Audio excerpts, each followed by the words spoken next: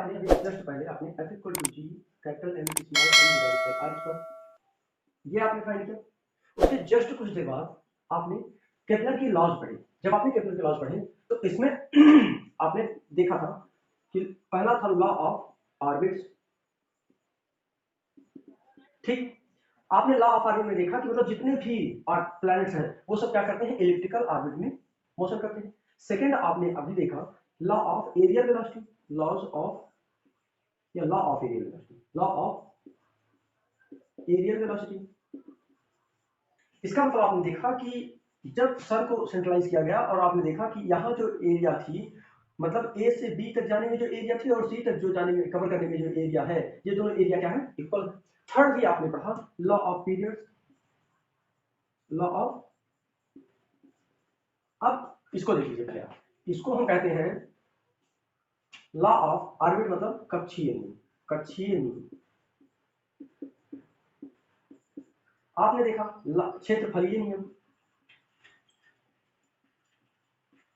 तीसरा आपने देखा क्षेत्रफलीय नियम पीरियड से, सॉरी क्षेत्रफलीय नियम। अब इसको आप लॉ ऑफ पीरियड का मतलब परिक्रमण काल, परिक्रमण परिक्रमण कालों का नियम। अब ये इन तीनों नियमों में आपने अभी जस्ट एक्सप्लेनेशन इन तीनों का लिखा वर्ष में। इन्होंने कहा था पहले नियम में कि ये किसके लॉज है, केपलर्स के ही है ना। आप इस थोड़ा सा पीछे भी जाइए, अगर आप डायरेक्ट यहाँ से आए हैं तो आप प्रीवियस लेक्चर को देखने के बाद यहाँ आए तो आपको स्पष्ट समझ में आ रही चीजें, अदरवाइज आपसे कुछ चीजें छूट सकती हैं। बात समझ रहे हैं ना। तो अभी देखिए आप केपलर ने कहा तीन नियम क्या बोला, लॉ ऑफ ऑर्बिट। उन्होंने कहा जितनी भी चीजें होती है वो सब, जितने भी प्लैनेट्स हैं वो सब क्या करते हैं, सन के अराउंड इलिप्टिकल ऑर्बिट मोशन करते हैं। सेकंड है लॉ ऑफ एरियल, मतलब ये जो एरिया कवर करते हैं इनकी एरिया, इधर की एरिया इधर वाले एरिया के लगभग बराबर होती है, लगभग नहीं बोलो तो बराबर ही होती है। और इन्होंने एक तीसरा चीज और भी पाया था, लॉ ऑफ पीरियड्स। इन्होंने कहा था कि इनकी जो टाइम पीरियड्स लगते हैं एक चक्कर में, जो परिक्रमण काल लगता है उसका स्क्वायर उनके बीच की दूरी के स्क्वायर के बराबर होता है। आपने कहीं कहीं इसको ऐसे देखा होगा, कब, जब इसको आप इसका रेडियस मान लेंगे a और जब आप इसको, जब इसका रेडियस आप r लेंगे तो r क्यूब हो जाएगा। ठीक है ना, मतलब टाइम पीरियड का जो स्क्वायर है उनके बीच की दूरी के, मतलब जो उनके बीच की डिस्टेंस है उसके क्यूब के डायरेक्टली प्रोपोर्शनल होता है। इतनी चीजें आपने पढ़ी थी। इसी के आगे बढ़ते हुए आपको थोड़ा सा ये भी देखना चाहिए, एक और चीज जो बेसिक कॉन्सेप्ट है इसी पर बेस्ड है, ध्यान से देखिएगा, इसी पर बेस्ड है। और इसको न्यूटन ने बेस बना लिया है और बेस बना करके ये चीज बनाया है। मतलब कि न्यूटन ने केपलर के नियम को यूज करके न्यूटन के नियम का डेरिवेशन हम करना चाह रहे हैं।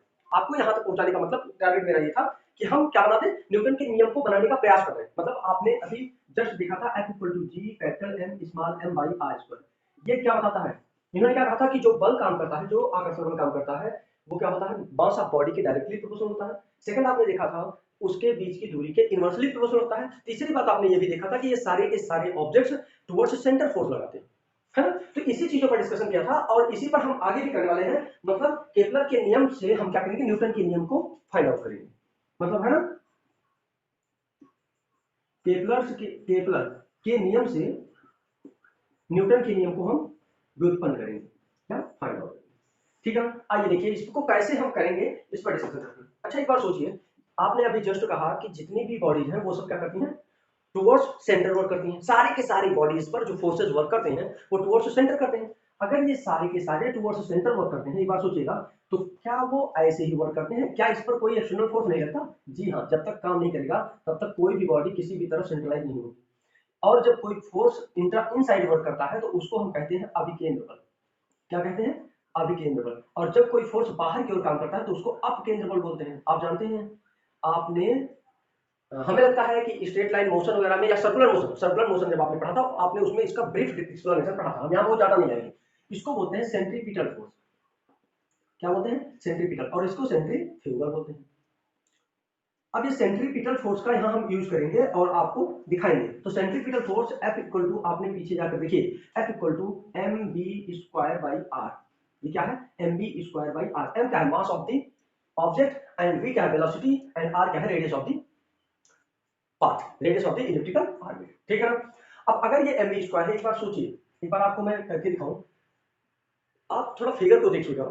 जो आपका इस सारे के सारे प्लैनेट्स मूव करते हैं सन के अराउंड, इनको चेक करेंगे आप तो आपको ये समझ में आएगा, बुध को छोड़ दीजिए, समझ में आया ना, बुध को छोड़ दीजिए और प्लूटो, तो इस समय प्लूटो तो है ही नहीं, है ना। प्लूटो को प्लैनेट कहाँ माना गया, बाहर कर दिया गया। इसका मतलब बुध को देखिए, बुध का प्लान कैसा है, बुध ज्यादा इलिप्टिकल है, लेकिन बाकी और सब जो है वो स्फेरिकल है या सर्कुलर है, वो सब क्या है सर्कुलर है। लेकिन ये जो है बुध वो क्या है ज्यादा इलेक्ट्रिकल है। बुध क्या है सबसे पहले नजदीक ग्रह यही है ना, ये कैसा है इलेक्ट्रिकल, ज्यादा इलेक्ट्रिकल है, मतलब ये सर्कुलर नहीं कहा जा सकता इसको। लेकिन बुध को छोड़ दीजिए बाकी सारे कैसे हैं, बाकी सारे कैसे हैं वृत्तीय पथ पर गति करते हैं। अगर ये वृत्ताकार पथ पर गति करते हैं तो इनकी कुछ वेलोसिटी होगी। अगर हम पूछे आपसे वृत्ताकार वृत्ताकार पथ पर अगर कोई ऑब्जेक्ट मोशन कर रहा हो तो इसकी वेलोसिटी क्या होती है, वेलोसिटी इक्वल टू होती है डिस्टेंस अपॉन टाइम, मतलब 2 पाई r upon time capital T. मान लीजिए परिक्रमण काल कितना है t है, मतलब t टाइम में t सेकंड में t मिनट में वो पूरा चक्कर एक चक्कर मारती है। बात समझ में आ गई? अगर एक बार सोचे क्या मैं इसको t इक्वल टू या एक काम करिए इसी वैल्यू को उठाकर इस समीकरण में रख दीजिए तो आपको क्या मिलेगा। देखिए डेरिवेशन को क्लियर अगर समझना है तो आपको क्या करना पड़ेगा, बहुत अच्छे से पूरी पॉइंट को क्लियर करना पड़ेगा। हाँ टाइम जरूर लगेगा, टाइम लगेगा लेकिन अच्छा मिलेगा, ठीक है ना। तो आपको मिला F equal to m b square by r. v की v इक्वल टू अभी आपने कहा 2 पाई r बाई टी कहा आपने। एक काम करते हैं इस वैल्यू को उठा कर उठा देते हैं तो यह हो जाएगा m तो है ही v स्क्वायर मतलब 2 पाई r बाई टी का होल स्क्वायर बाई r। एक बार फिर से देखिए ये हो जाएगा m 2 का स्क्वायर 4 पाई का स्क्वायर पाई स्क्वायर r का square upon T square divided by r। एक काम करते हैं इसको सॉल्व करते हैं तो इसको सॉल्व करेंगे तो 1 बाई r हो जाएगा, इस r से एक r कैंसिल हो जाएगा, आपको मिल जाएगा 4 pi square m r upon T square, यही है।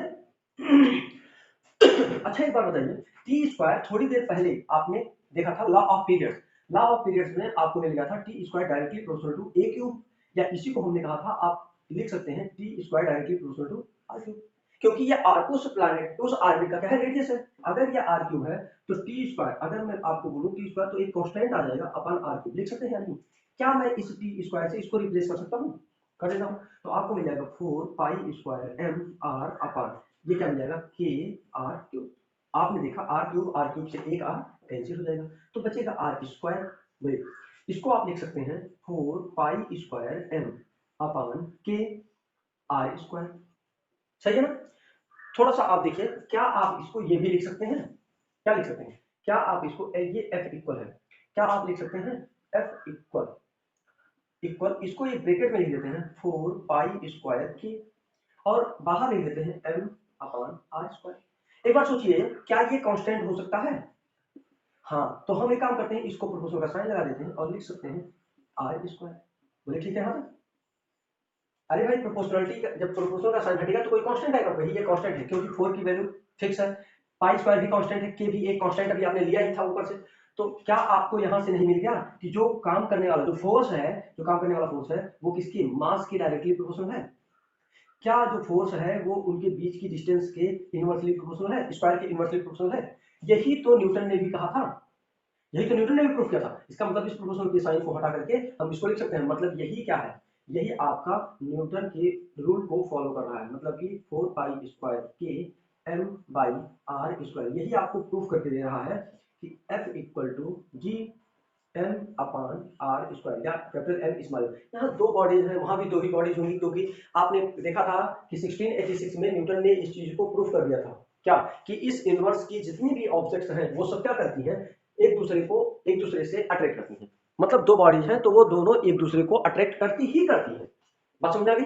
तो इस तरीके से ये डेरिवेशन होता है। और फिर देखिए थोड़ा सा और आगे बढ़ते हैं, अगर हम इसी को आगे प्रूफ करना चाहें तो हमने देखा था कि बहुत सारी चीजें हैं जो हमको, जैसे मैंने यहाँ देखा केपलर के लॉ से हमने न्यूटन के लॉ को डिराइव कर दिया, इसी तरीके से बहुत सारी चीजें एक्सप्लेन हो सकती हैं।